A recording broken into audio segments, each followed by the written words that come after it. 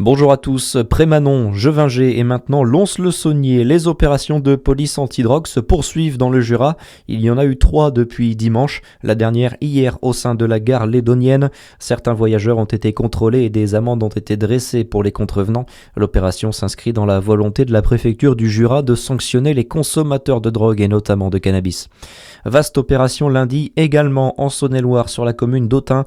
160 gendarmes étaient mobilisés et 16 personnes ont été interpellées suspectées d'être en lien avec un réseau de trafic de stupéfiants. D'après le journal de Saône-et-Loire, ce matin, des gardes à vue ont été levés. 5 suspects ont été placés en détention provisoire et 4 autres se sont vus notifier un contrôle judiciaire. 7 gardes à vue étaient encore en cours hier soir. Il n'y avait pas foule devant les magasins Shein hier. Le géant de la fast fashion a ouvert une nouvelle boutique à Dijon, mais aussi à Limoges, Angers, Grenoble et Reims.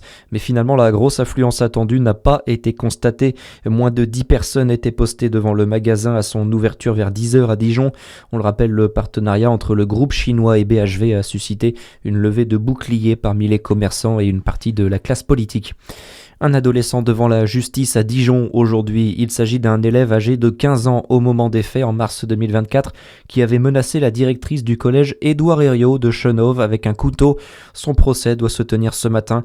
Il encourt 20 ans de réclusion criminelle si l'excuse de minorité est retenue par le tribunal de Dijon. Dans le reste de l'actualité, c'est un départ qui était attendu. La ministre de la Culture Rachida Dati démissionne du gouvernement.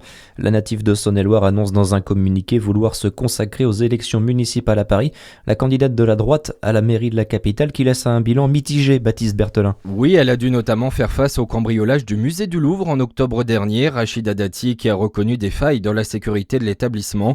Autre échec, la réforme de l'audiovisuel public et qui était pourtant l'un de ses chevaux de bataille. Percuté par la dissolution ratée de 2024, ce projet a difficilement été adopté par le Sénat l'été dernier, mais il n'a jamais été inscrit à l'ordre du jour de l'Assemblée.